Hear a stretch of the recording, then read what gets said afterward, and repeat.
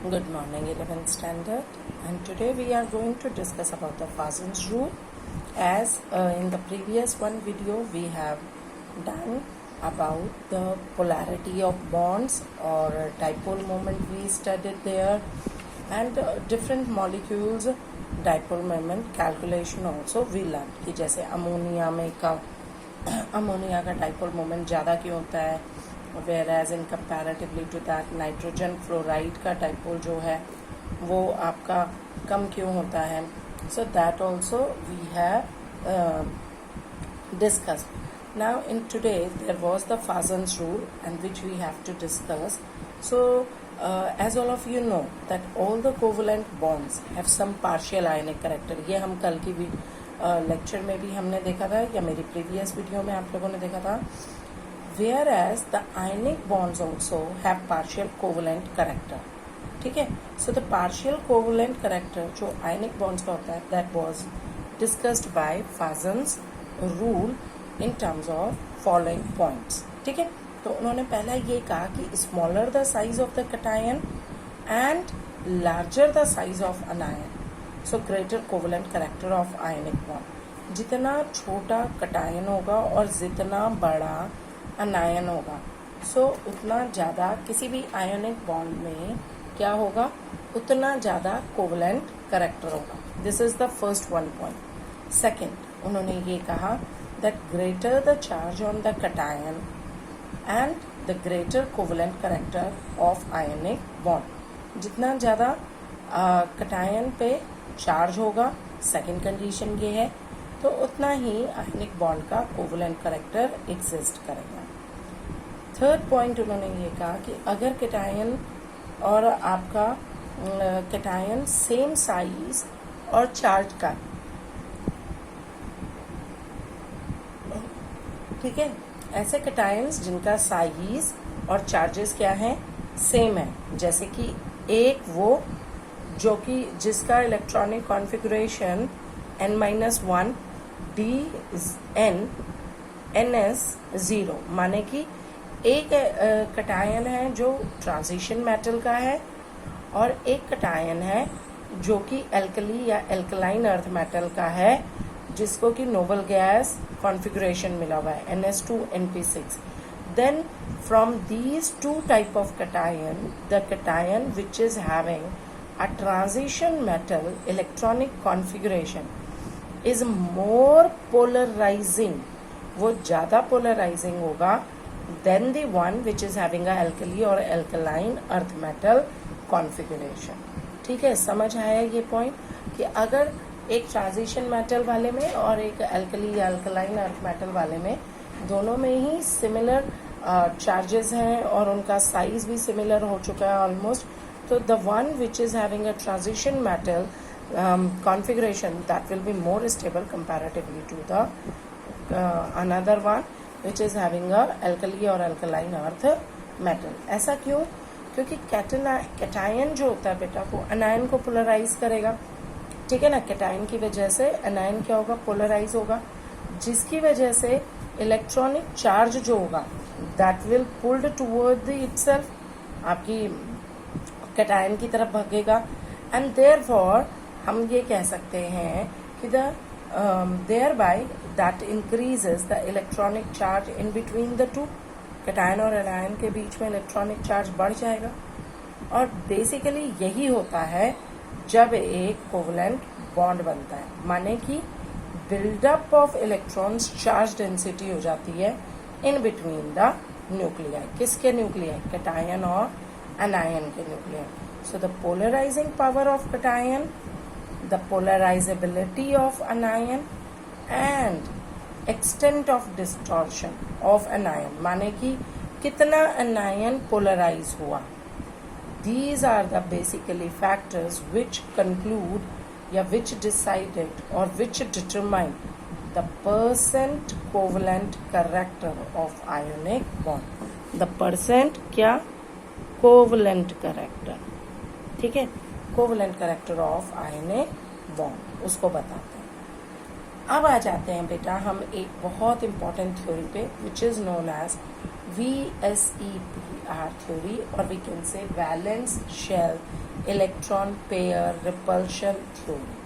ठीक है बेटा, जैसा हमें मालूम है कि लुईस जो थे, Lewis concept was unable to explain the shape of molecule, and that's why this theory provides a simple procedure to predict the shape of covalent molecules.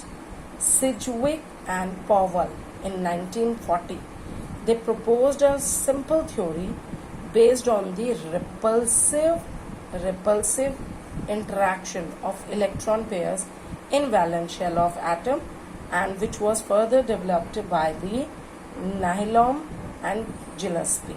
ठीक है, सो मेन पॉस्टुलेट जो valence shell electron pair repulsion theory के, सबसे पहले तो याद रखिएगा इसमें वैलेंस शेल ही आएगी किसी भी एटम की, और उन वैलेंस शेल के बैठे हुए इलेक्ट्रॉन्स, उनमें कितना कितना रिपल्शन हो रहा है उस वो डिसाइड करेगा किसी भी शेप ऑफ मॉलिक्यूल की. तो पहली चीज जो शेप ऑफ मॉलिक्यूल है, the first postulate, the shape of molecule depends upon the number of valence shell electron pair, whether that is bonded or non-bonded around central atom. ठीक है, तो shape of molecule depends on the number of valence shell electron pair present in the molecule. Second point उन्होंने कहा pairs of electrons जो होंगे, जो कि किस में बैठे हुए हैं, valence shell में, they repel one another since their electron clouds are negatively charged. भाई सारे ही इलेक्ट्रॉन्स जो हैं वो एक दूसरे को रिपेल करेंगे क्योंकि सारे नेगेटिवली चार्ज हैं उनके clouds. Third one postulate is these pair of electrons, these tend to occupy the space in such positions in the space which minimize repulsion and maximize distance in between them. भाई देखो बात सुनो, electrons जो होंगे इस shell के अंदर, जो वैलेंस शेल होंगे, वो अपने को इस तरीके से फिट करेंगे कि इनके दो इलेक्ट्रॉन्स के बीच में सबसे क्या हो जाए, रिपल्शन बहुत कम हो, क्योंकि जितना ज़्यादा रिपल्शन होगा बेटा उतनी स्टेबिलिटी कम होगी ऑर्बिट की. ठीक है, सो रिपल्शन कम हो और मैक्सिमम डिस्टेंस, जितना इस ऑर्बिटल के अंदर वो आ सकते हैं उतने मैक्सिमम डिस्टेंस पे एडजस्ट हो, क्योंकि जितना कम डिस्टेंस उतना रिपल्शन ज़्यादा, जितना रिपल्शन ज़्यादा उतनी स्टेबिलिटी कम. So that's why minimum repulsion and maximum distance in between them. Next है the valence shell is taken as a sphere.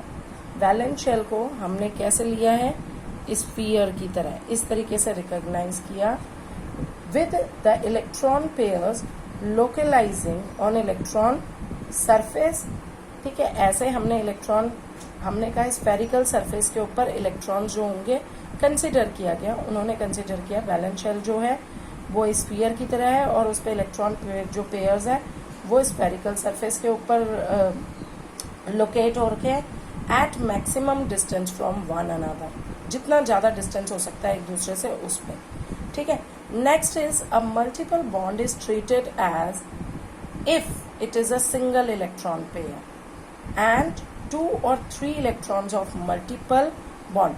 Single electron pair माने 3 है अगर उसमें, तो पहले वाले बॉन्ड को, जैसे बेटा देखो ये हैं 3 बॉन्ड्स हैं, तो इसको तो हमने क्या ट्रीट किया है, सिंगल इलेक्ट्रॉन पेयर, और इन दोनों को हमने सिंगल सुपर पेयर की तरह ट्रीट किया, बाकी दो को.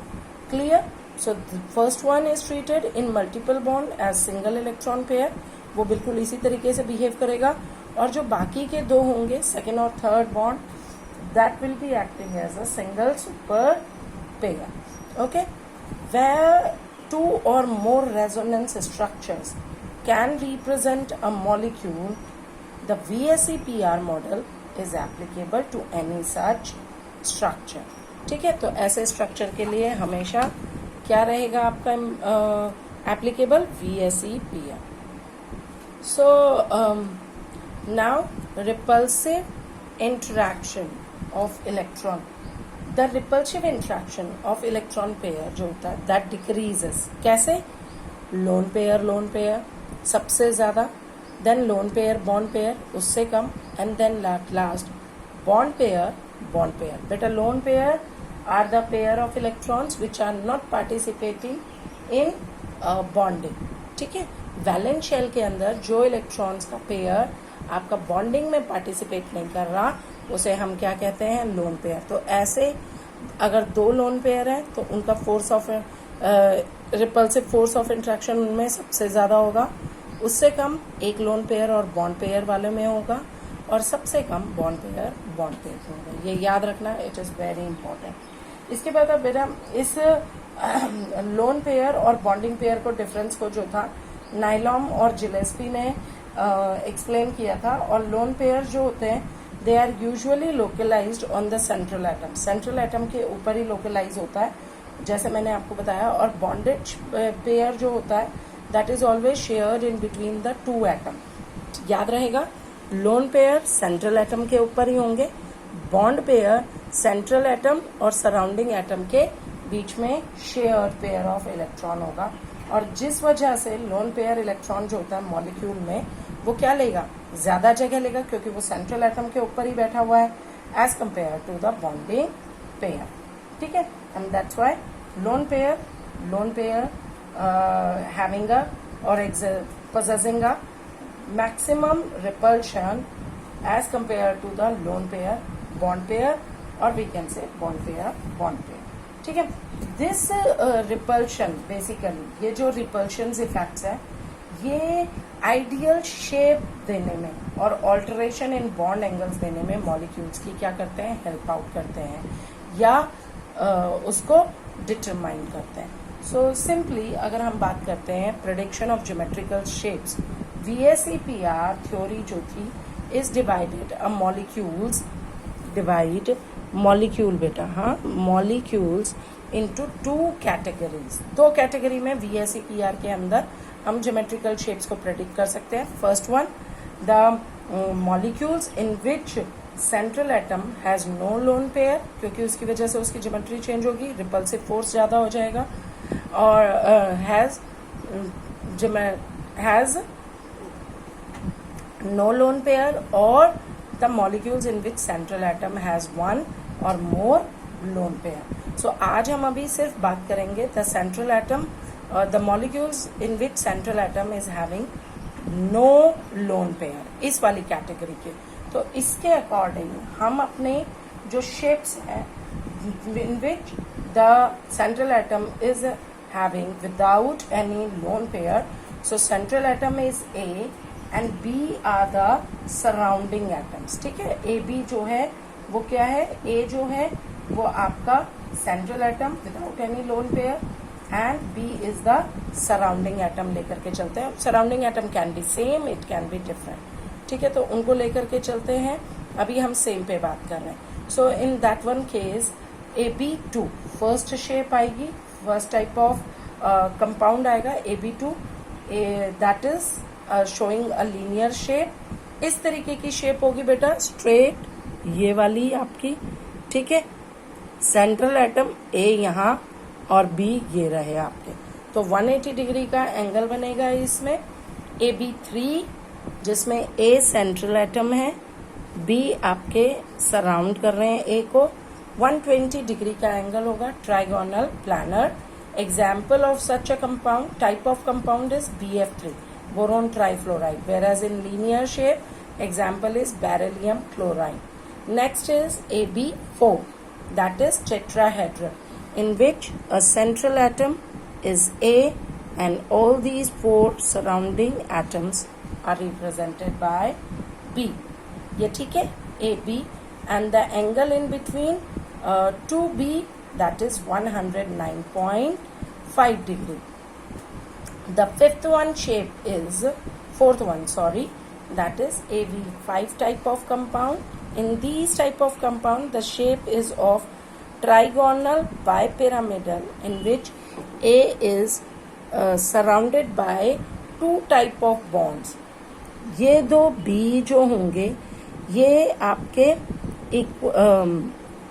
एक्सियल बॉन्ड्स है, वेयर एज दीज 3 B's, ये B's जो हैं इनको ऐसे कर लें, ये B's जो है these are located at equatorial positions. So there are two types of bonds in trigonal bipyramidal, axial bond and equatorial bond, or this is known as trigonal bipyramidal, above and below the plane, और तीन bond जो होंगे they are lying in the plane. इसका example of compound is PCl5. Next is AB6. This is the last type of a compound in which the A is at center, और ये जो B होते हैं ये एक स्क्वायर में है, स्क्वायर प्लानर शेप है, और ये जो दो B हैं आपके ये वाले एक्सियल पे हैं. ठीक है, these are like this and angle is of 90 degree. Example of this compound is SF6. बेटा और डिटेल में हम VSEPR के स्ट्रक्चर्स को विदाउट लोन पेयर और with lone pair next video में करेंगे. टिल नाउ आज हम इतना ही पढ़ेंगे. क्या क्या किया हमने, फाजन्स रूल, VSEPR के क्या पोस्टुलेट्स हैं, और अगर VSEPR, how the VSEPR theory help to determine the shape of molecules in which central atom is not having any lone pair, absence of lone pair. ठीक है, thank you.